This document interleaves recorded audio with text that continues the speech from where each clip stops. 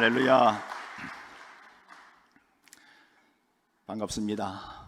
저를 아시는 분들이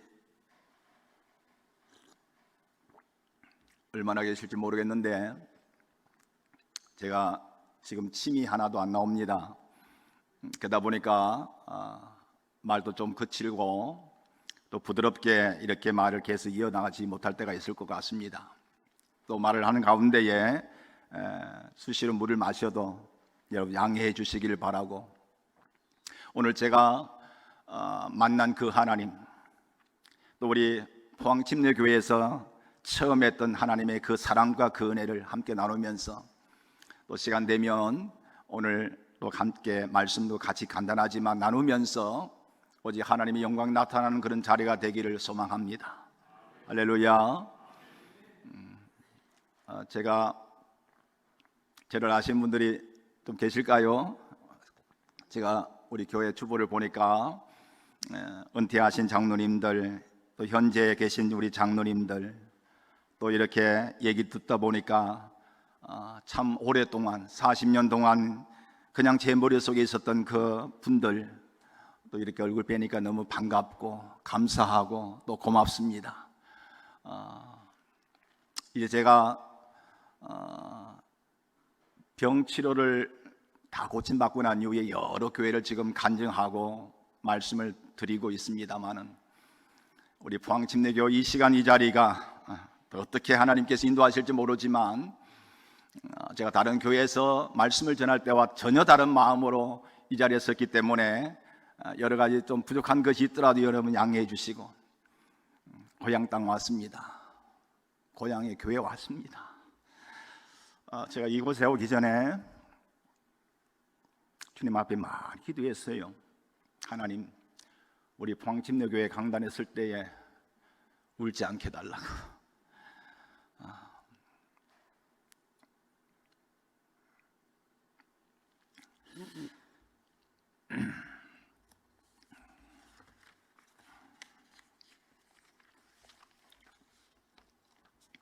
제가 지난해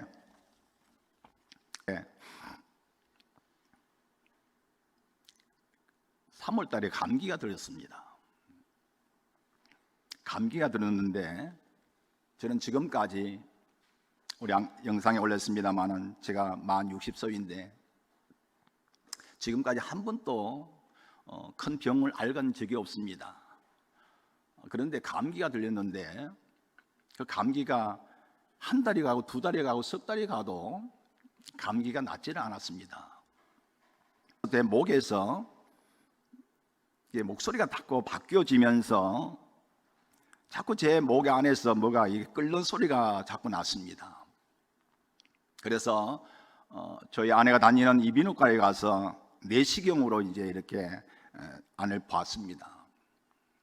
한 번, 두 번째까지는 몰랐는데 마지막에 제가 갔을 때 좀 깊이 넣어서 좀 살펴봐 달라고, 아무래도 좀 이상하다고 그랬더니만은 그분이 넣었더니만은 깜짝 놀라면서 큰 병원 가야겠습니다 그래요. 그래서 그때 작년도 5월 달에 의료 대난이 굉장히 심할 때입니다. 전화로 아무리 큰 병원에 이렇게 전화를 해봐도 바로 진찰을 받고 치료받을 수 있는 그런 병원이 없는 거예요. 그래서 여러분 아실 겁니다. 제 동생이 서병철인데 우리 포항의 YMCA를 오래 하고 한동대 교수도 했기 때문에 우리 동생인데 지금 대구의 YMCA 사무총장으로 있으니까 좀 서울에 의사들이 좀 있다면 그 어떤 좀 제가 진찰을 좀 받을 수 있는 곳을 좀 이렇게 좀 알아봐 달라고 이렇게 부탁을 했습니다.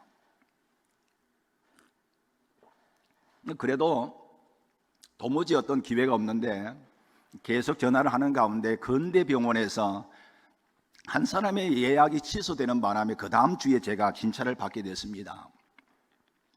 진찰을 받고 나니까 가니까 벌써 이분들은 깜짝 놀라는 거죠. 바로 조직검사가 들어가서 검사를 다 끝나고 나니까 바로 정확한 암의 어떤 상태는 CT 결과 나와야 되겠지만은 한 말기쯤 될 것 같다는 그런 얘기를 제가 들었습니다. 그런데 저는 한 번도 아파 본 적이 없잖아요. 그런데 암 말기쯤 된다는 그 얘기를 딱 듣는 순간에 제 마음이 얼마나 조용해지는 겁니다. 그 어떤 것으로도 표현할 수 없는 어떤 조용함이 다가오면서 제 마음속에 이런 생각이 들었습니다. 올 것이 왔구나.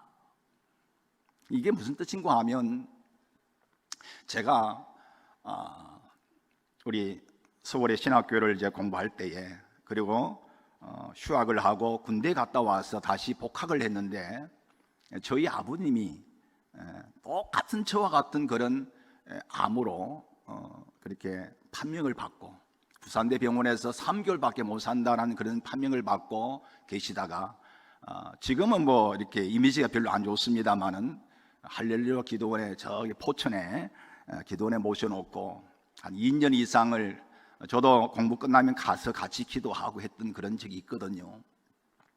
한 2년 동안 그렇게 기도하다 보니까 환자의 마음을 얼마나 제 마음에 와닿는지, 그 옆에서 간호하는, 그 케어하는 우리 어머니를 보니까 그 케어하는 가족들의 그 아픔도 얼마나 큰지 제 마음속에 한 가지 꿈이 있었습니다. 하나님, 저는 앞으로 목회의 길을 이 약하고 병든 자와 함께 하기를 원합니다. 그러니 하나님, 제게 능력을 주십시오. 그 능력을 사모했습니다. 그리고는 먼저 우리 아버님의 병 치유를 위해서 간절하게 기도했거든요. 그런데 그 아버님은 2년 좀 지나고 난 이후에 하늘나라로 가셨습니다. 아버님을 보내는 그 산소 앞에서, 그 장지 앞에서 제가 그렇게 기도했습니다. 하나님, 내게 능력 주셔서 우리 아버님처럼 저렇게 보내지 않도록 하나님 제게 은혜 달라고. 그리고는 제가 신학교 4학년 때 29에 단독 목회를 시작했습니다. 그리고 단독 목회를 시작하면서 하나님께 어떻게 기도했는가 하면, 하나님, 저는 큰 목회를 꿈꾸지 않습니다. 저는 많은 성도님들을 모으는 그런 사역을 하고 싶지 않습니다. 하나님, 제게 능력 주셔서 정말 약하고 병든 자, 그런 분들과 함께 사역하고 싶습니다. 제게 능력 주세요. 그래서 제가 돈이 있든 없든 간에 기독교 서점 가서 성령론에 대해서, 능력받는 뭐 여러 가지 책들에 대해서는 모든 책을 샀습니다. 제가 좀 책이 좀 많습니다. 그런데 거기 보면 약 한 400~500권 정도가 성령에 대해서, 능력받는 뭐 은사에 대해서 그런 책들이 많습니다. 그것은 제가 어떤 큰 능력을 행하려고 하는 게 아니라 그렇게 하고 싶었어요. 그런 사역을 하고 싶었기 때문에. 그리고는 돈이 있든 없든 간에 세미나가 있으면 막 가까운 거리든 먼 거리든 막 달려갔거든요. 그리고 밤마다 기도했습니다. 그리고 삼각산이 있거든요. 버스를 2번 타고 와야 되는데 가가지고 밤마다 기도하고 새벽에 내려오고 이렇게 했습니다.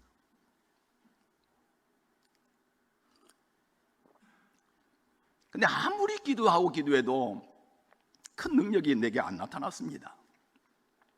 뭐 다른 은사라든지 다른 뭐 조그마한 어떤 그런 것들은 나타났지만, 제가 사모하고 제가 원했던 그런 은사는 나타나지 않았어요. 그래서 그러는 가운데 시간은 흘러가고 세월은 흘러가고, 제게도 목회도 많은 어려움들이 다가오고, 제가 물질적인 어떤, 제가 가방 하나 들고 서울 올라갔거든요. 그러다 보니까 여러 가지 시험들도 많았고 어려움도 많다 보니까 좀 목회가 성공하려고 하면 또 넘어지고 또 여러 가지 시험들이 많고 연단도 많았습니다. 그러는 가운데 뭐 그렇게 지나갔어요. 그런데 제가 암 4개 판명을 딱 받는 그 상황에 딱 도달하니까 이런 생각이 번쩍 들어요. 이제 하나님께서 그 옛날 야복강나를 위해서 야곱이가, 하나님께서 야곱과 씨름하게 하셨어. 그래서 야곱이 변해서 이스라엘 됐던 것처럼, 이제 하나님께서 내게 마지막에 병과 싸우게 만드시구나. 뭐 그래서 내게 뭔가 또 새로운 사역을 주시겠구나 하는 생각이 먼저 들어왔습니다. 뭐 믿을지 안 믿을지 모르지만 제 마음이 그냥 확 들어왔어요. 그러는 가운데 저는 이제 다 정리하고 기도는 올라가려고 막 하는데 여기 우리 형님들이 와 계실 거예요. 우리 형님들이 또 우리 형제가 우리 동생이 우리 아버님이 돌아가실 때 칼 한 번 못 대고 보냈는데 너무 마음이 아프대요. 평생의 마음에 한이 됐는데 동생을 또 그렇게 보내고 싶지 않다고, 치료받으면서 기도하면 되지 않겠느냐고. 그래서 마침 또 우리 동생이 한동대 총장했던 그 장로님이 퇴임을 해서 서울의 남서울교회 장로로 계신데 그분에게 감동이 와서 전화했더니만은 삼성으로 연결해 주셨어요. 삼성에 가서 6월 5일부터 7월 말까지 이제 치료를 집중적으로 받았습니다. 항암과 그리고 방사선 치료를 받았습니다. 근데 제게는 이 목에 두경부암 사기라고 하는데 이 목 쪽에 모든 후두암, 편도선암, 침샘암, 뭐 혀뿌리암, 상피세포암, 이 목에는 림프절이 많아요. 그 림프종까지 혈액암 일종인데 6가지 암이 전이가 되어서 수술도 할 수 없는 상황입니다. 그런데 그 치료를 받는데 이 목 쪽으로 이물질이 막 나오니까 물 한 모금을 못 먹는 거예요. 지금 제가 많이 날씬해졌는데 사실 제가 한 80kg 이상 몸이 부르뜨렸습니다. 25kg 정도가 빠지면서 뭐 서 있을 힘조차 없었어요. 매일매일 이제 삼성 가서 치료를 받아야 되는데 왔다 갔다 하는 그 과정 속에 그냥 쓰러지기도 하고 때로는 쓰러져서 실려가기도 하고 그러면서 지난 여름을 지냈습니다. 그리고 난 이후에 2개월 치료를 받고 난 이후에 병원에서 계속 받는 게 아니고 이제 몇 개월 있다가 다시 받는 뭐 어떤 국가의 어떤 재정적인 문제로 인해서 계속 치료받을 때까지 받는 게 아니라 아마 그렇게 하는 것 같아요. 그런데 7월 말 치료가 1차 치료가 끝나고 난 이후에 한 달 있다가 8월 중순 됐는데 CT를 찍었는데 큰 변화가 없었어요. 그래서 제가 이제 교수님의 말씀했죠. 아니 이렇게 아직 치료가 덜 됐는데 치료가 멈추면 어떡하느냐고. 그러니까 국가 재정적인 것이 있으니까 11월 달에 다시 CT를 찍고 그때 다시 치료를 들어갈 거라고. 근데 저는요 이제 그때 제가 이제 제 마음속에 그래 이제 기도하리라. 제가 우리 목사님들에게 문자를 보냈습니다. 우리 형제들에게도 보내고 많은 분들에게 보냈습니다. 이제 정말 내가 주님 앞에서 기도하다가 하나님의 기적을 내가 체험하리라. 그리고는 하나님 앞에 막 간절히 기도하는데 목이 아프니까 기도를 못 하잖아요. 힘이 없으니까 서 있을 수도 없고 앉아 있을 수도 없어요. 들어 누워 있는 거예요.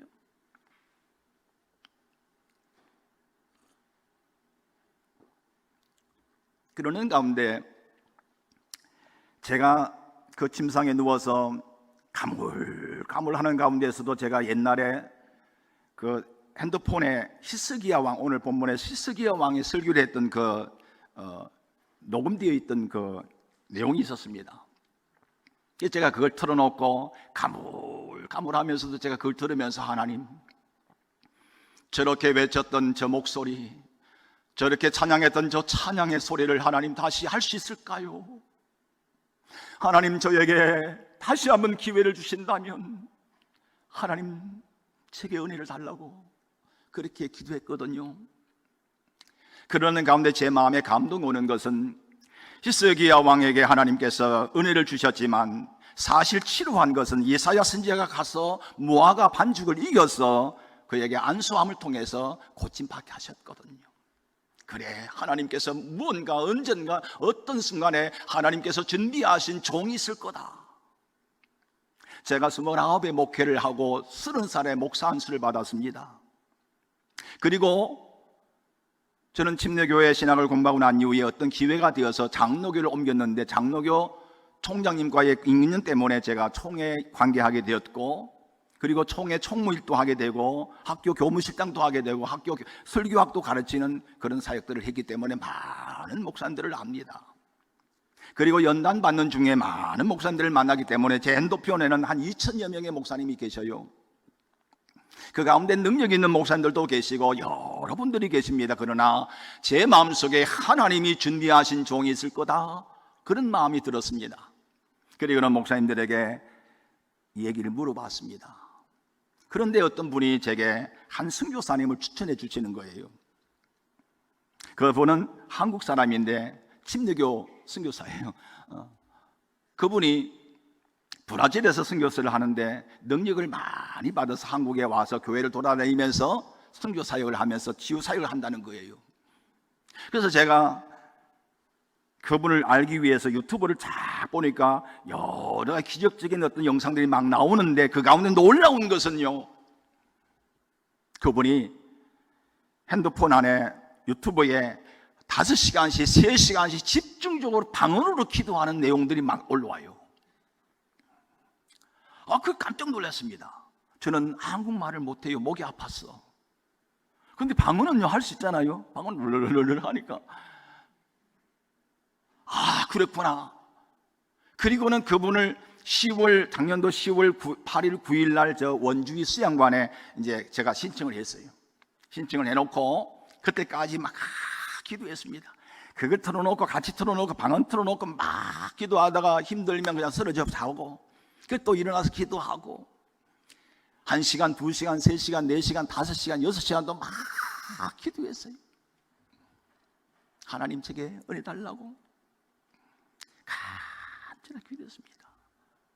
그리고 제 마음속에 어떤 기도냐 하면, 하나님, 지금도 수많은 사람들이 의술이 좋아서 암에 걸렸다가도 고침받는 분들도 계시고, 또 몇 년 동안 암을 안고도 살아가신 분들이 많이 있지만, 내가 몇 년 지나고 난 이후에 고침받았다고 하면 그것이 무슨 하나님의 은혜고 그게 무슨 하나님의 기적이 되겠습니까? 하나님, 그러므로 주여 내게 단시간 안에 하나님 역사를 해달라고 간절하게 기도했어요. 그리고는 그 집회에 참석했어요. 그리고는 얼마나 기도했는지 모릅니다. 우리 아내하고 같이 들어가서 기도하고. 그런데 특별한 체험이 제게 없었어요. 1박 2일 하고 난 이후에 제가 이제 집으로 돌아왔습니다. 그리고 그 다음날 아침에 샤워를 하고 나오는데, 저는요 지금 2대 8 머리잖아요. 고등학교 졸업하고 난 신학교 올라가고 난 이후부터 지금까지 2대 8이에요. 전 똑같아 지금까지. 근데 이쪽으로 머리가 다 빠졌기 때문에 이렇게 이제 못하니까 이제 반대로 이제 해야겠다 생각, 반대로 하려고 하는데 이 머리카락이 나는 거예요. 머리결이. 근데 그분의 은사 중에 하나가 뭐냐면, 살이 빠진 사람이 살이 찌고요, 살이 찐 사람이 살이 빠져요. 그리고요, 키가 작은 분이 키가 크는 것만. 그리고 또 한 가지가요, 머리결이 안 난 사람이 머리결이 나더라고요. 근데 제게 그 체험이 온 거예요. 제가 막 뛰어가서 우리 아내 보고, 여보 내 머리결이 났다고. 그런데 여러분, 저는 머리결이 중요하지 않잖아요. 그죠? 암이 나야지. 그런데 한 가지요, 저는 거기서 주님의 음성을 들었던 것 같아요. 뭐냐? 엘리야가 3년 6개월 동안 비가 오지 않았습니다. 그런데 하나님 앞에 간절히 기도하고 사원 보고, 저 높은 산에 한번 올라가 봐. 올라갔다 온 사람의 그 사원의 말은, 아이고 선지자 아무도 보이지 않습니다. 근데 마지막 갔다 오니까 뭐예요? 저 멀리서 손바닥만한 구름이 나옵니다. 그래, 비가 올 거야. 제게는 그것이 엘리야의 손바닥만한 구름으로 보였던 것입니다. 그래, 하나님께서 역사하신다. 또 한 가지, 제가요 사기의 판명을 받고 난 이후에 그날 밤에 제가 우리 남양주에 구리시에서 목회하고 있는데, 남양주에 조그마한 텃밭이 있어요. 그 텃밭에 제가 틈날 때 가서 기도하는 음악이 있는데, 그 밤에 그쪽에 갔습니다. 그리고는 주님 앞에 진지하게 하나님 앞에 기도했어요. 하나님, 나는 주님 앞에 죄인이고 주님 앞에 흠을 많고 주님 앞에 자랑할 것이 없지만, 그래도 저는 주님 앞에서 고등학교 때부터 주님을 섬겼고 오늘 여기까지 한 길로 달려왔는데 하나님 제게 은혜 달라고. 넓은 길 많았습니다. 서울의 큰 교회 부목으로 오라고 아니면 담임 목사로 오라고 정말 정중하게 2번씩이나 초청한 교회가 있었어요. 근데 새벽마다 와서 눈물로 기도하는 노인분 몇 분 때문에 제가 못 갔거든요. 양분이 목자 되지 말라고. 넓은 길을 가는 것보다, 큰 목회하는 것보다 정말 주님의 양 하나 붙들고 목회하고 싶었거든요. 그런데 제게 암사기 판명을 다 받고 나니까 별 생각이 다 드는 거예요. 그런데 주님 앞에 진지하게 울면서 기도하면서 간구하면서 하는데 한 2-3시쯤 됐는가 제 마음에서부터 세미한 음성이 올라오는 거예요. 사랑하는 종아, 내가 너에게 1기도 아니고 2기도 아니고 4기를 때린 것을 넌 알아야 돼. 네가 2손 들고 내 앞에 나와 부르짖고 기도할 때에 내가 너를 고쳐줄 것이고 내가 너를 다시 한국 강단에 능력 있는 종으로 세울 테니 낙심하지 말고 기도하라. 이 음성이요 내 심령에서부터 쫙 울려오는데 얼마나 울은지 모릅니다. 그래서 그 말씀도 있고 하기 때문에 정말 주님 앞에 기도했어요. 진심으로 기도했습니다. 일어설 힘도 없고 말할 수 있는 힘도 없지만 정말 내 심령을 주 앞에 들어지면서 기도했어요.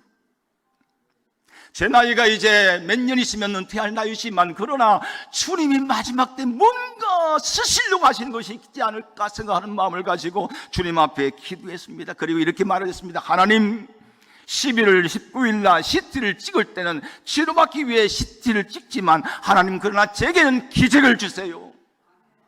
암이 사라지게 해달라고 기도했습니다. 그리고는 주님 앞에 기도하고 오살리 기도원 올라가서 간절히 기도하고 전사님이 모여서 안수할 때 그냥 저도 가서 머리 내밀었습니다. 어린아이 같은 마음을 가지고 기도했어요. 그리고 서성길에서 주님 앞에 기도하는데 하늘에서 막 불이 확 임함을 느꼈어요. 그리고 11월 19일이나 됐습니다. CT를 찍으라 삼성에 가서요.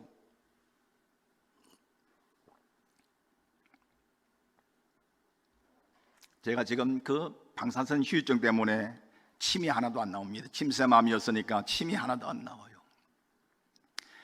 귀에 이명이 지금 또 매미 한 50마리가 울리는 것 같아요. 찍었는데 함승의 교수가 깜짝 놀래요.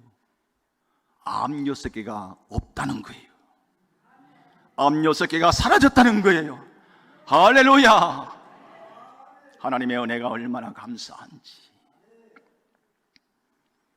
제가 정말 힘들고 걷지 못하고 볼펜 하나 들 수 있는 힘이 없을 때에 새벽에 주님 앞에 기도하다가 썼던 시가 하나 있어요. 내 생의 마지막 소망이라는 제목의 시를 하나 썼습니다. 내 어릴 적 깊은 산골 혼자 걷는 하굣길 몇 골짜기나 될까. 어둑어둑 컴컴해지면 걷던 산길이 안개가 된다. 그때 우거진 솔나무가지 사이로 하늘은 오솔길을 그려주었다. 하늘이 낸 길을 쳐다보며 걷던 어린 소녀는 한 발 한 발 걸음마다 2손을 모았다. 신이여, 이 어둠 속 무서움에서 저를 도와주소서. 그때마다 어디선가 날아온 한 마리 새는 내게 큰 위안이 되었다. 그것도 많은 날을.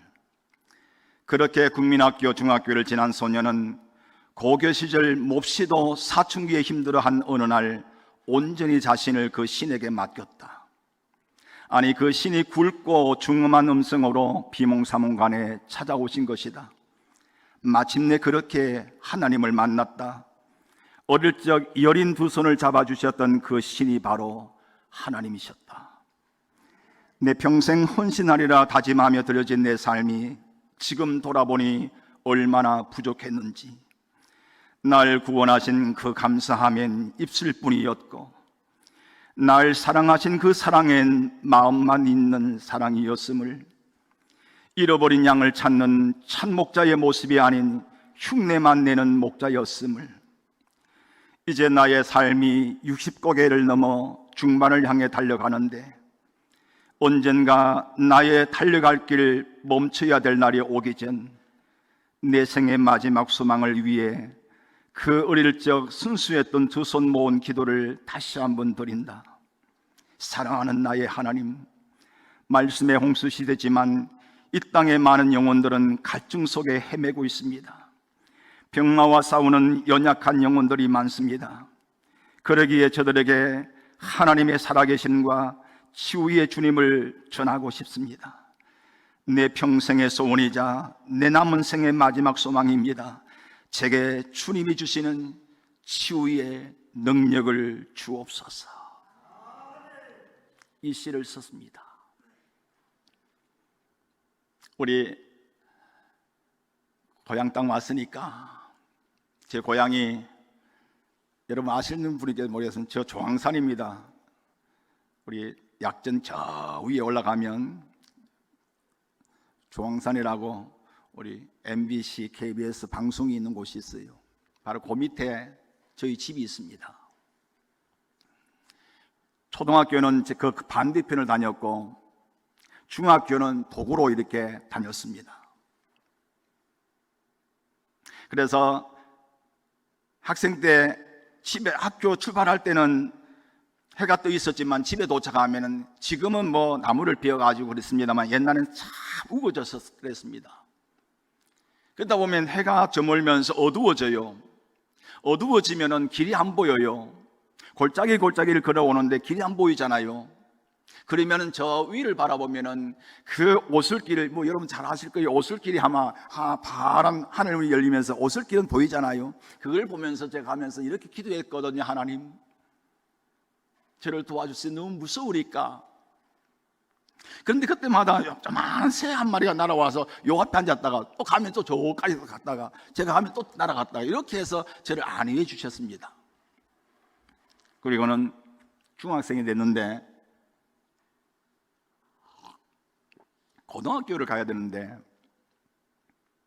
선생님은 여러 학교를 추천해 주었습니다. 근데 제가 지금은 뭐 학교가 좋지요. 또 학교도 옮겼더라고요. 보니까 대동고등학교라고, 그 당시는 학교 세워진 지가 얼마 안 됐습니다. 이미지가 별로 안 좋았습니다. 근데 저는 그때 어떤 얘기 들었냐면 그 학교에서는 매주 월요일마다 예배를 드린다, 그 얘기를 제가 들었어요.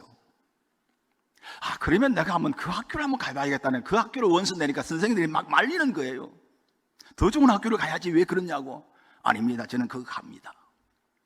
그리고 입학식 날 포항제일교회 목사님이 연병장에 올라와서 기도를 하는데 제가 모자를 다 벗고 이렇게 기도했어요.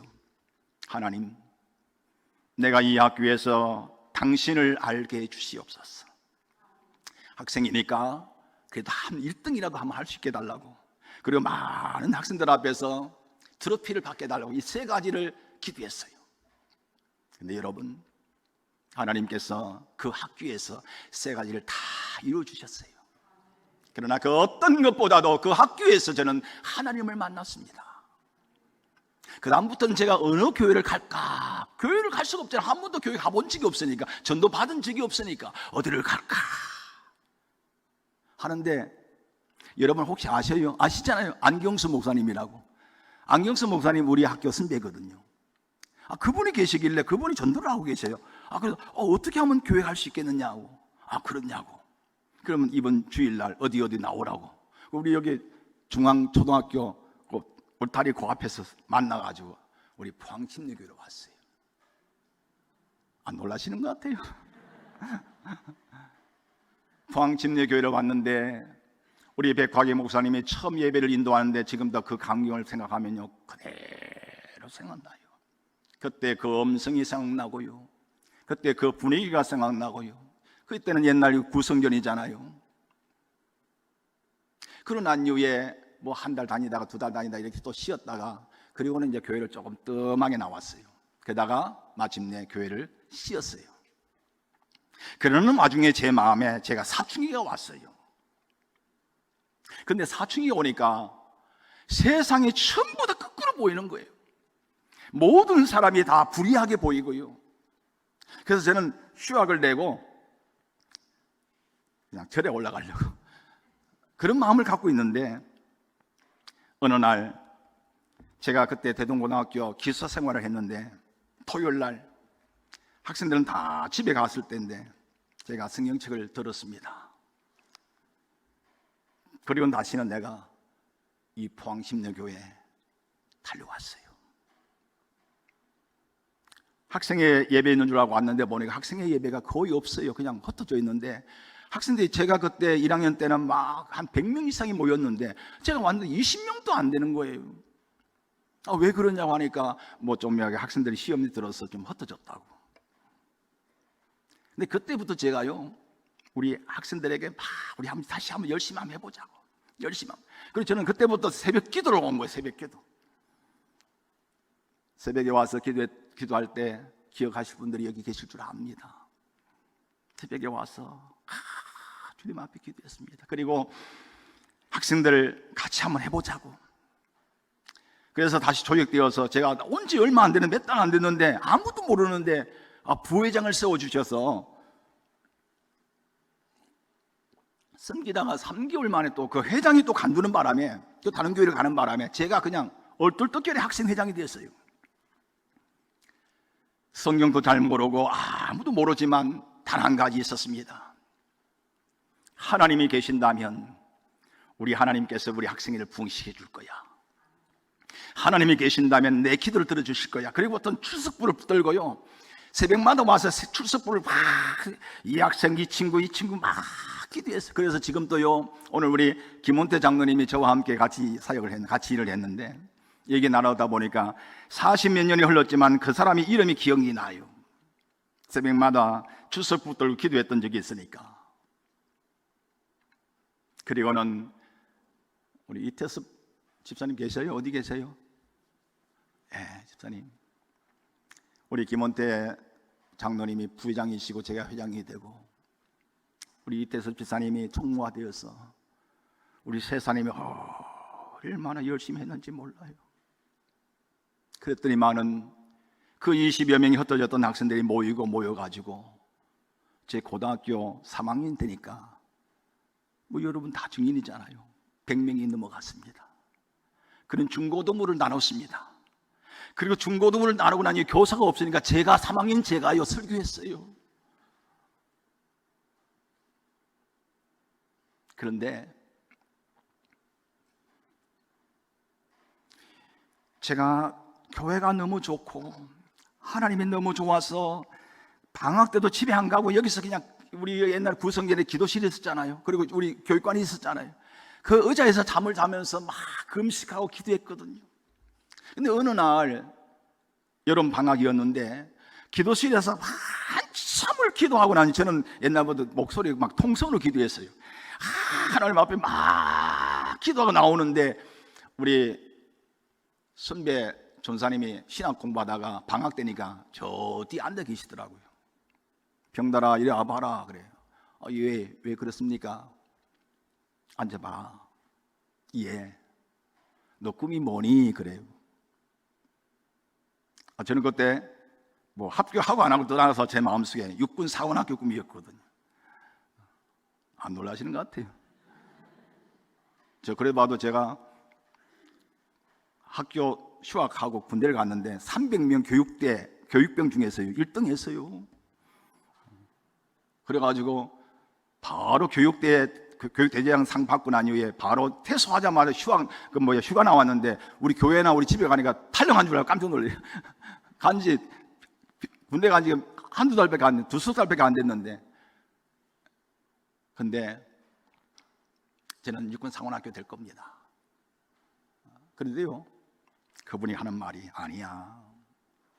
네가 지금 이렇게 금식하고 기도하고 있는 것이지만 다 주님의 뜻이 있어.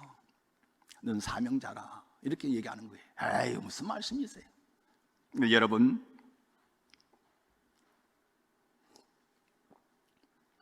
주의 종의 말 한마디는 참 귀합니다. 그래서 저는요, 목회를 하든지 뭘 하든 간에 성도님들과의 상담할 때마다 말 한마디를 얼마나 조심스럽게 하는지 모릅니다. 왜냐하면 그 말 한마디가 그 사람의 인생을 좌우할 때가 있거든요. 그렇게 학생회를 위해서 뜨겁게 기도하고 저의 앞날을 위해 그렇게 기도했던 제가요, 그렇게 열정적으로 기도했던 기도가 안 나오는 거예요. 학교 가면은 막 그 마음이 뜨거워지는데 교회 오면은 마음이 푹 꺼져버려요. 야, 하나님 뜻이 어땠을까? 견딜 수가 없는 거예요.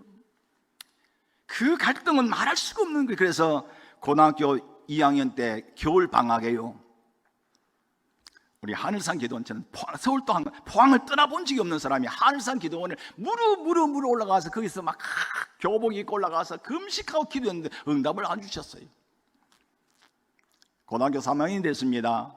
봄이 됐어요. 이제는 뭔가를 목표를 가지고 공부를 해야 되는데 제 마음은 아직도 갈팡지팡이에요. 교회 와서 목사님 설교 듣고 있으면 정말 하나님께서 나를 부르시는 건가? 또 학교 가면 그렇지 않고요. 그러는 중에 우리 포항 제1교회에서 신영교 목사님이, 돌아가신 신영교 목사님이 민족보호마 대성회를 하는데 참석을 했습니다. 저는 학생 때 내일 시험을 쳐도요, 오늘 어느 교회든 구멍에 있으면 막 달려가더랬습니다. 연애를 받고, 대신에 제가 이제 학교 공부 시간은 열심히 공부했죠. 그리고 시험지 앞에 놓고는 하나님 제게 지혜달라고 막 기도했거든요. 믿든지 안 믿든지 모르지만 저는 고등학교 3년 동안 한 번도, 진짜예요, 한 번도 큰 일 한 번 한 적이 없어요. 주님 앞에 간절히 기도하고, 그리고 난 이후에 시험을 치고 하고, 그래도 하나님께서 좋은 성적을 주셨어요. 그런데 그 신흥교 목사님의 집회 갔는데 그때는 금요일까지 했거든요. 은혜를 얼마나 많이 받았는지. 이 민족이란 단어는 지금도 들으면 제 마음이 두근두근거려요. 민족을 위해서 나는 헌신하리라. 장로가 되든 목사가 되든 간에. 그리고 난 이후에 그 다음 날부터 주님 앞에 기도했어요. 하나님, 이제 제게 응답 주세요. 제가 어디를 가든지 하나님께서 응답 주신다면 내가 가겠습니다. 그러나 누가 어떻게 얘기해서 가는 게 아니라 주님 정말 내 마음속에 확신을 주세요. 그러면 내가 가겠습니다. 그러니까 이제 새벽 기도, 15일 작정 기도를 한 거예요. 학교, 이제 대동학교는 지금은 학교를 옮겼습니다만, 거기서 우리 학교 기숙사에 그 식당 하신 우리 집사님이 이 자전거를 빌려주셔가지고요, 제가 한 3시 반이나 4시에 일어나면 자전거 타고 막 달려오면 4시 반 새벽 기도 참석할 수 있거든요. 그리고는 막 부르짖고 기도했어요. 15일이 지났습니다. 그날이 토요일입니다. 지금도 생생하게 기억합니다. 학생회를 다 마치고 난 이후에 구성전 저 기도실에 들어가서 하나님 앞에 기도해서, 하나님이 나를 불렀다면 하나님 왜 응답 안 주셔요? 제게 확정을 주세요. 기도하고 돌아갔습니다.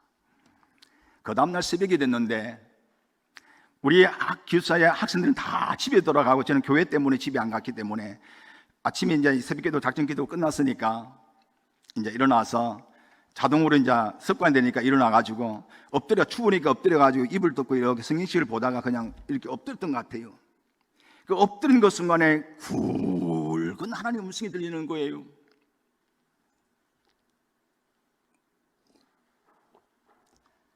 너는 즉시 일어나서 에스겔 1장 1절을 펼쳐보아라. 전설사나 삼천리 얘기 아니에요.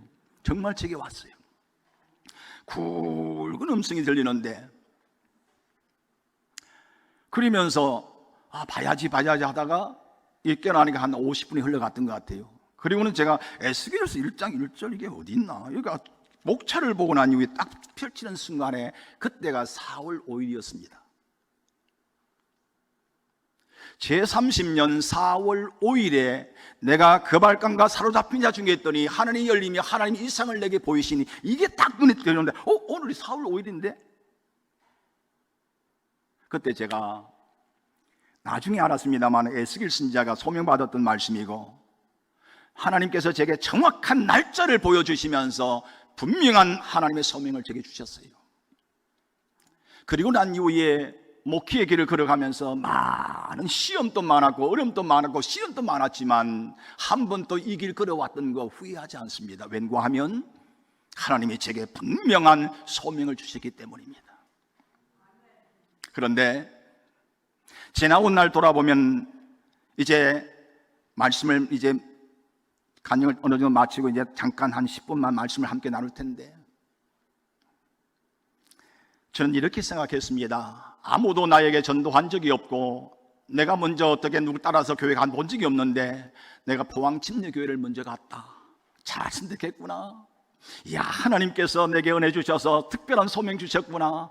이 자부심도 참 강했던 것 같아요. 그것이 어느 순간에 자만이 되어지고 교만이 되었던 것 같습니다. 그런데 여러분, 모든 선택은 내가 선택한 게 아니에요. 하나님이 우리를 선택해 주셨어요. 수많은 교회가 있을 것입니다. 그 수많은 교회 가운데 이 포항 침례교회를 오게 하신 것도 하나님의 섭리고 뜻입니다. 내가 수많은 교회 가운데 이 포항 침례교회를 선택한 것이 아니에요. 하나님의 섭리 가운데 나를 세워주셨고 이곳에 오게 하신 거예요. 믿습니까? 저는 포항 제일교회인 줄 알아서 우리 포항 대동고등학교 설립이 제일교회니까 제일교회인 줄 알고 갔어요. 근데 포항 침례교회로 오게 된 겁니다. 마찬가지로 하나님께서 요한복음 15장 16절 말하지 않습니까? 너희가 나를 택한 것이 아니라 내가 너희를 택하여 세웠느니라. 아멘. 항상 모든 것은 하나님의 주권이에요. 모든 것은 하나님의 은혜입니다. 내 은혜가 아니에요. 내가 섬길 수 있는 것도, 내가 찬양할 수 있는 것도, 내가 예수를 믿는 것도, 내가 주님을 주라고 고백할 수 있는 것도, 내가 주님 앞에 충성할 수 있는 것도, 헌신할 수 있는 것도 다 하나님의 은혜로 우리는 이렇게 섬길 수 있는 것입니다. 이제 제 간증을 어느 정도 정리하려고 합니다. 구체적인 것은 유튜브 요셉의 꿈TV를 보면 제가 여러 간증을 많이 나와 있으니까 참고하시고요. 요즘은 제가 이 운전할 때마다 늘 하나님께 기도해요. 하나님, 죽다가 산 목숨이다 보니까 하나님의 뜻이 뭘까? 하나님의 계획이 뭘까? 나를 살려주신 그 주의 뜻이 뭘까? 늘 물어요. 그러는 가운데 저는 항상 이렇게 운전하면서 방언으로 기도하거든요. 하나님 앞에 막 기도하는데 갑자기 방언 통비되는 것처럼 내가 가사가 생각나면서 음률이 나와요. 그래서 그 음률을 제가 그 옆에 핸드폰을 빨리 해가지고 녹음을 틀어가지고 흥얼흥얼 해가지고 제가 아는 목사님에게 옛날에 복음 가수였던 우리 목사님을 제가 알고 있는데 그분에게 이 곡 그대로 한번 곡을 하나 만들어 달라고, 앞부분은 조금 수정해서라도 뒷부분은 그대로 해서 해달라고 해서 앞부분을 하나 만들었습니다. 우리 반주자 계셔요? 한번 이 찬양을 하면서 제 간증을 마치고 말씀을 함께 나누려고 하는데요.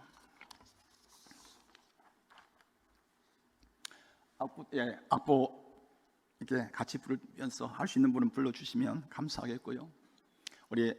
제가 이 악보를 받은 지가 얼마 안 됩니다. 그러다 보니까 그리고 반주자하고 한번 맞춰본 적도 없고 또 여기서 마찬가지 하니까 조금 이게 박자가 좀 틀리더라도 이해하시고 가사에 그 음률에 은혜 받으시면 되겠고요. 또 부를 수 있는 분들은 같이 불러주시면 좋겠습니다. 예.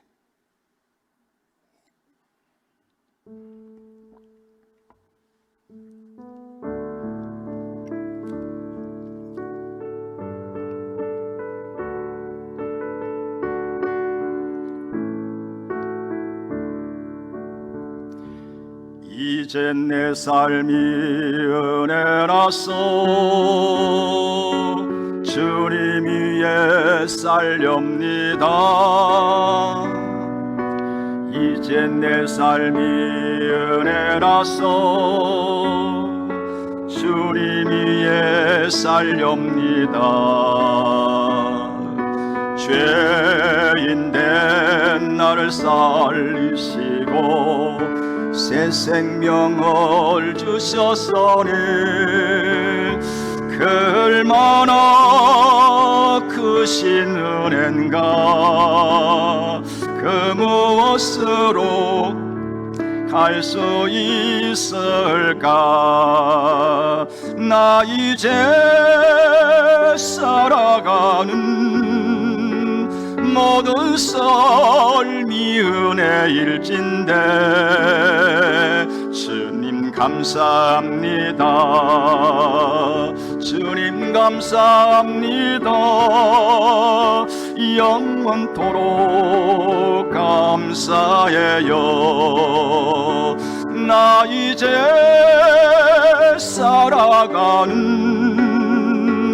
모든 삶이 은혜일진데 주님 사랑합니다. 주님 감사합니다. 영원토록 감사해요. 이제 내 삶이 은혜라서 주님 위에 살렵니다. 이제 내 삶이 은혜라서 주님 위에 살렵니다. 병든 몸 나를 살리시고 새 사명을 주셨으니 그 얼마나 크신 은혜인가. 그 무엇으로 표현할 수 있을까. 나 이제 살아가는 모든 삶이 은혜일진데 주님 사랑합니다. 주님 사랑합니다. 영원토록 사랑해요.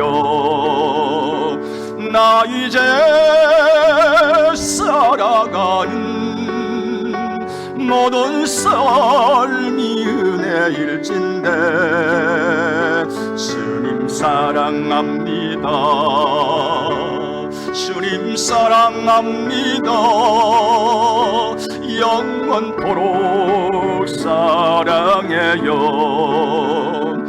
이제 내 삶이 은혜라서 주님 위에 살렵니다.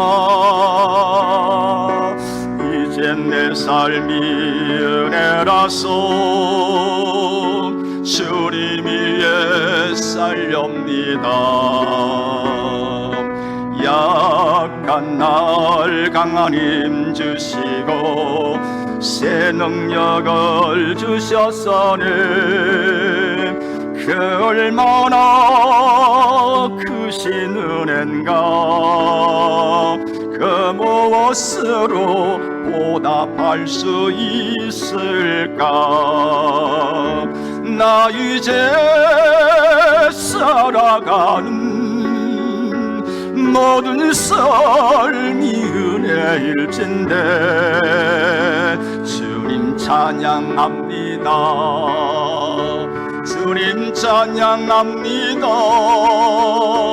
영원토록 찬양해요. 나 이제 살아가는 모든 삶이 은혜일진데 주님 찬양합니다. 주님 찬양합니다. 영원토록 찬양해요.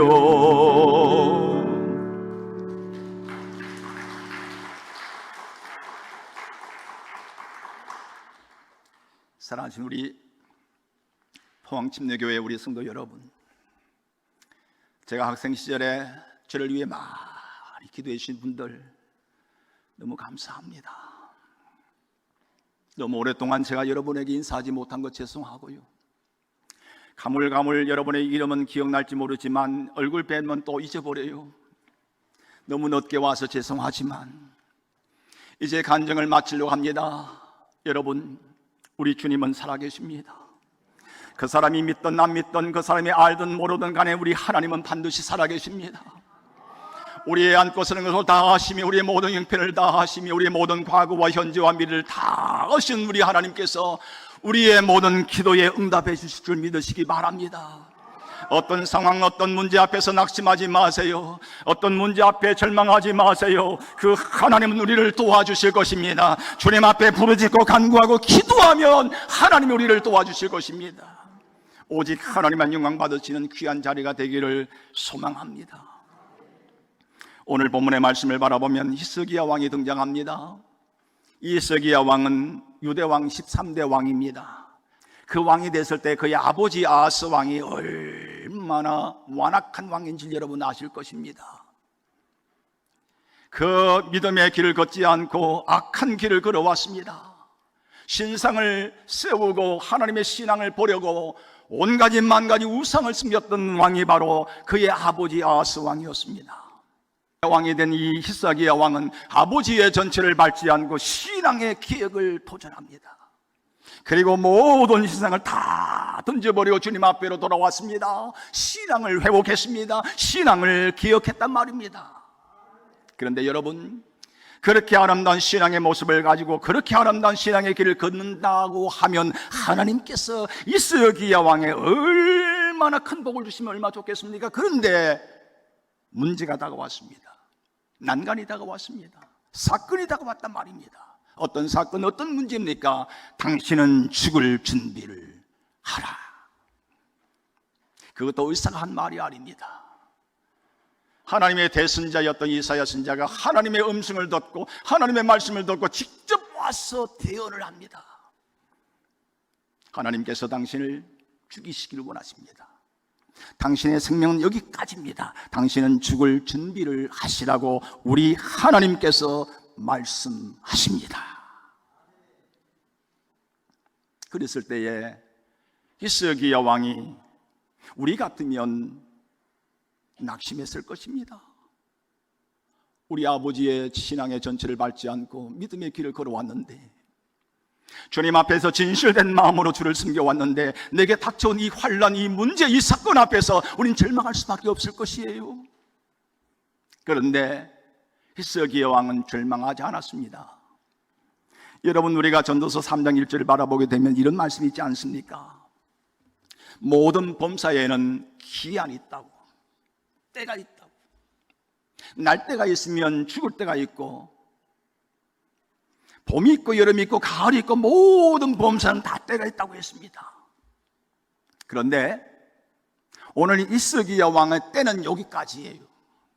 당신은 죽을 준비를 하세요. 히스기야 왕의 운명은 바로 여기까지예요. 그러면 히스기야 왕은 그 운명 앞에 굴복해야 되지 않겠습니까? 여러분, 욥기서 23장 13절을 바라보니까 하나님은 뜻은 일정하신데 그 뜻을 돌이킬 자가 아무도 없다고 그랬습니다. 우리 하나님이 문을 닫으시면요, 열 자가 없어요. 닫으면 열 자가 없습니다. 하나님이 한 번 하신다 하면 하셔요. 우리가 아무리 막아도 하나님이 한 번 하신다면 하시는 거예요.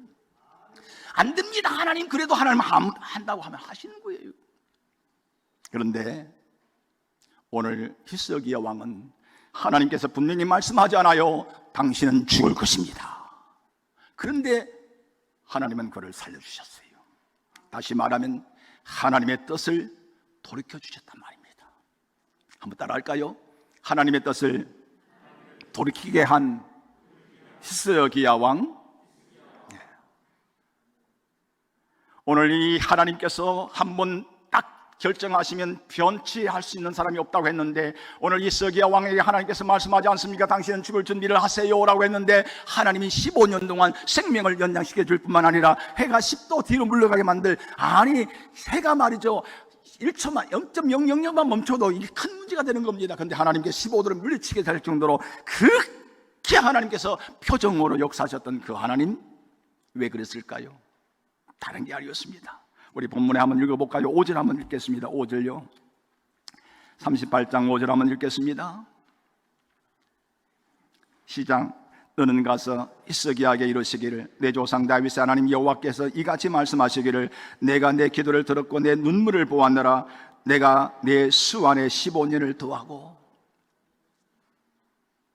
제가 이제 이 말씀을 한 5분 안에 끝낼 텐데, 여러분, 히스기야 왕이 하나님의 은혜 가운데서 고침받았던 이유가 뭐예요? 다른 게 아니었습니다.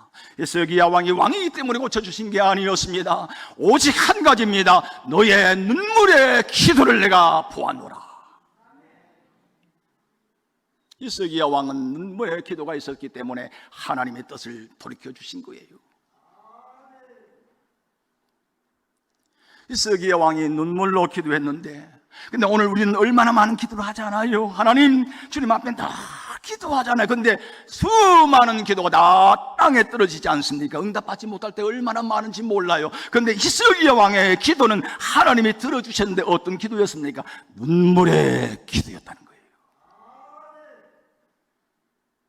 첫째는, 그 기도에는 어떤 기도였는가?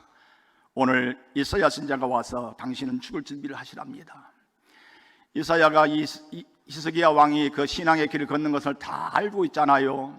죄나는 이사야 선지자의 마음도 얼마나 안타까웠겠습니까? 주의 종이기에 아팠을 거예요. 그런데 하나님이 그렇게 전하라 하니까 전하는 거예요.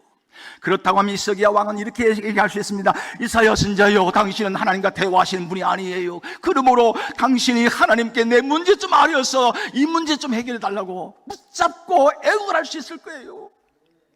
사울 왕이 사무엘이가 하나님 당신을 부렸다고 할 때에 자꾸 늘어지잖아요. 그런 것처럼 히스기야 왕도 그렇게 할 수 있는 사람이었을 거예요. 그러나 그렇게 하지 않았습니다. 자기의 왕권을 가지고, 자기의 능력을 가지고, 자기의 힘을 가지고, 자기의 권력을 가지고 의사들을 다 불러 모아서 자기 병 고쳐달라고 했을 것입니다. 그러나 그렇게도 하지 않았습니다. 그가 한 것은 단 한 가지입니다. 낯을 벽을 향했습니다. 낯을 벽에 향했다는 말은 오직 하나님만 바라보겠다는 말입니다. 오직 하나님만 의지하겠다는 마음입니다. 왜냐? 그 하나님이 나의 해답자이기 때문이에요. 내 문제의 해결자이시고 내 모든 것을 아신 그 하나님만이 해결할 수 있는 분이기 때문에 그분 앞에서 모든 전심을 다해서 맡기리라. 사람을 보지 않겠다.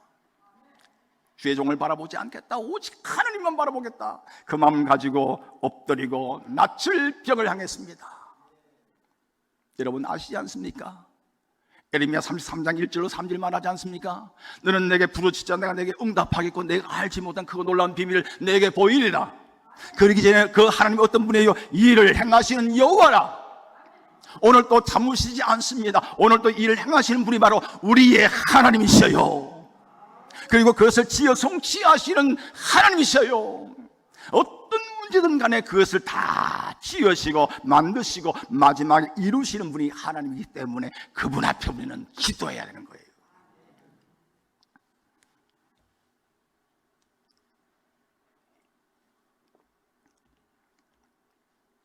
두 번째는요, 우리 한번 같이 읽겠습니다. 2절 한번 같이 읽겠습니다. 2절요 시작. 히스기야가 얼굴을 벽으로 향하고 여호와께 기도하여 3절 이르되 여호와여 구하오니 내가 주의 앞에서 진실과 진심으로 행하며 주의 목전에서 선하게 행한 것을 기억하옵소서 하고 히스기야가 심히 통곡하니. 어떤 기도를 드렸습니까? 히스기야 왕은 주님 앞에 기도할 내용을 가진 왕이었습니다. 하나님, 제가 부족합니다. 제가 연약합니다. 참 부족하지요. 그러나 주님, 내가 아버지의 전처를 밟지 않고 주님을 위해서 전심을 다해서 주를 섬겼고 신실한 마음을 가지고 주를 달려왔던 것 주님 아시잖아요. 주님, 나를 불쌍히 여겨 주시옵소서. 기도의 내용을 가진 기도를 드렸던 히스기야 왕이었습니다. 사랑하신 우리 성도 여러분, 수많은 날들 우리가 주를 섬깁니다. 그리고 수많은 날들 우리 주님 앞에 기도하잖아요. 얼마나 많은 사람들이 주님 앞에 기도하다가 응답받지 못한 그것 때문에 낭망하기도 하고 절망하기도 하고 하나님이 어디 있느냐라고 하나님을 부인할 때가 많습니다.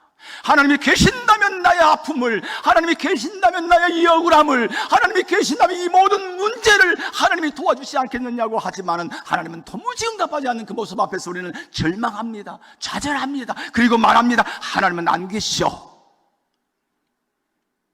여러분 기억하십시오. 그럼에도 불구하고 주님을 사랑하는 마음을 가지고 섬기고 헌신했던 그 과거의 삶을 우리 주님은 다 보셔요. 너의 아픈 가슴을 품고 주를 섬겼던 거, 너의 진실된 마음으로 주님 앞에 나왔던 거, 너의 어렵고 힘들고 시련도 많고 시험도 많고 아픔도 많았지만 그럼에도 불구하고 나 때문에 나를 찾아오고 나 때문에 나를 섬기고 나 때문에 주님의 소망을 가지고 섬겨왔던 그 모습들을 다 주님 보십니다.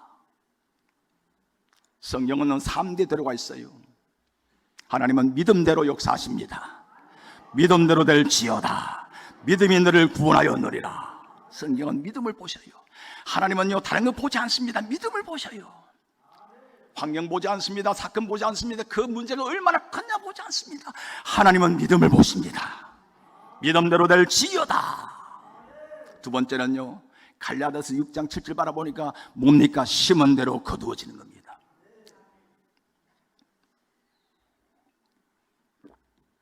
스스로 속이지 말라. 하나님은 만원의 여김을 받지 아니하시나니 사람이 무엇으로 심든지 그대로 거두리라. 육체를 위하여 심는 자는 육체로부터 썩어진 것을 거두고 성령을 위하여 심는 자는 성령으로부터 영생을 거두리라. 그러므로 낙심하지 말지니 때가 되매 거두리라. 콩 심은 데 콩이 납니다. 팥 심은 데 팥이 납니다. 눈물을 뿌리고 씻는 자는 반드시 기쁨으로 단을 거둔다 하지 않았습니까?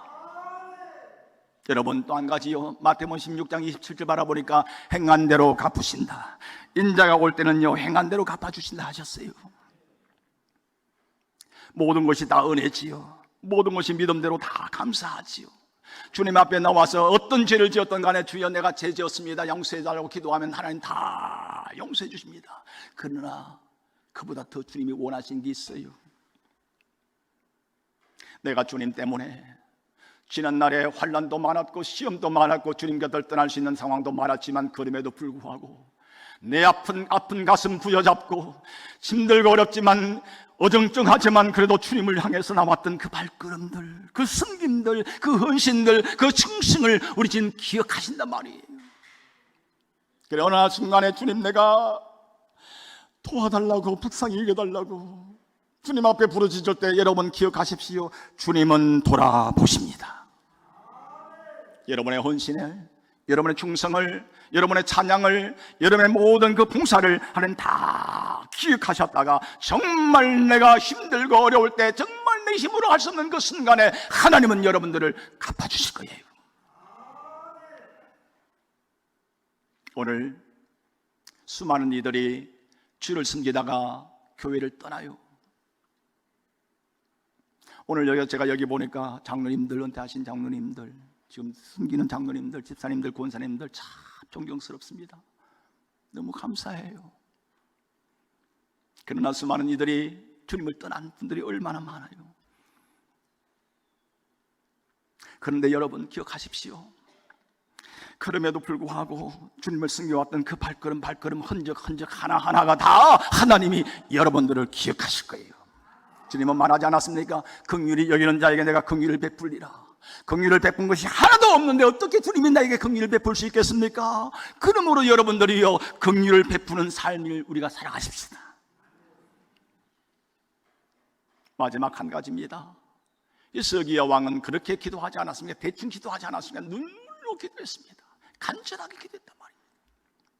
환난 날에 나를 부르라. 내가 너를 건지리니 내가 나를 영화롭게 하리로다. 환난 날에는 부르짖어야 되는 거예요. 환난 날에는 주님 앞에 간절하게 기도해야 되는 겁니다. 여러분, 여기 보니까 눈물로 기도했다고 하지 않습니까? 그 눈물은요, 억울해서 흘리는 눈물이 아닙니다. 안타까워서 흘리는 눈물이 아니에요. 아파서 흘리는 눈물이 아니란 말입니다. 이 눈물은요, 주님 앞에서 간절하게 기도하는 가운데 흘리는 눈물이에요. 그 눈물이 하나님 마음을 감동시킨 거예요. 오늘 히스기야 왕은 그렇게 주님 앞에 기도했습니다. 지난 여름에 제가 너무 힘들 때에, 푹푹 쓰러지고 정말 힘들 때에 제가 유튜브를 봤습니다. 유튜브를 보니까 젊은 목사 한 분이 계신데 오래전부터 유튜브를 하셨어요. 그런데 저도 요즘 유튜브를 합니다만은 제가 책을 쓰려고 하다 보니까 많은 분들이, 목사님들이 요즘 책을 안 본다고, 일반인들은 더 안 본다고 유튜브를 하라고 해서 유튜브로 제가 찬양도 올리고요, 그리고 또 간증한 것도 올리고 이렇게 올립니다. 여러분, 기회되신 요셉의 꿈 TV를 하면, 저는 밖에서 서요셉 목사로 제가 활동하거든요. 서요셉 목사나 요셉의 꿈 TV 치면은 제 영상이 나올 겁니다. 근데 그 유튜브를 보니까 근데 중요한 건 그분이 저보다 근대 병원에서 일주일 전에 암 사기 판단을 받으신 거예요. 담도암 사기인데 매주마다 한 번씩 영상을 올리는데, 오늘은 항암을 맞았습니다. 오늘은 방사선 치료를 받았습니다. 오늘은 의사가 어떻게 말을 했고 제 지금 몸의 컨디션이 어떻습니다. 이렇게 자꾸 해요. 근데 기도는 요청을 하고 믿음은 강조하는데 이분이 기도하는 모습이 안 보여요. 그래서 저는 계속 기도하는 가운데 안타까워서, 그 젊은 목사고 또 저보다 이렇게 같은 병원에서 한 주 전에 암 사기 판단을 받았으니 같은 동명상련의 마음으로 보면서 위로받기도 하고 기도하면서 이렇게 하는 가운데 제가 댓글을 달았어요. 목사님, 지금이라도 기도하세요. 저도 암 사기입니다. 우리 기도해서 꼭 승리합시다.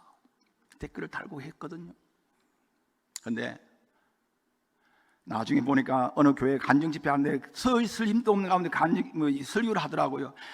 설교하는 저 힘으로 기도하면 얼마나 좋을까 생각도 했는데, 저는 하나님께서 은혜 주셔서 고침받게 하셨고, 그 목사님은 12월 달에 떠나셨어요. 물론 저보다 담도암이 좀 세긴 됩니다. 근데 저도 암 6개였잖아요. 그래도 6개월 만에 하나님께서 고쳐주셨어요. 믿습니까? 할렐루야. 제가 2개월밖에 병원 치료는 받지 않았어요. 그 위에 3개월, 4개월은 진짜 병원에 가서 약 한 번 처방받지 않았습니다. 오직 기도로 매달렸어요. 그리고 6개월 만에 하나님께서 고쳐주셨거든요. 저 건강하지요? 제가 가면요, 물 못 마시는 것 때문에 그렇지 누가 저보고 아프다는 사람, 얘기하는 사람 하나도 없습니다. 아유, 우리 장로님 감사합니다. 우리 장로님 최문주 장로님 아니신가요? 네? 맞죠? 네. 장로님은 여전하시네.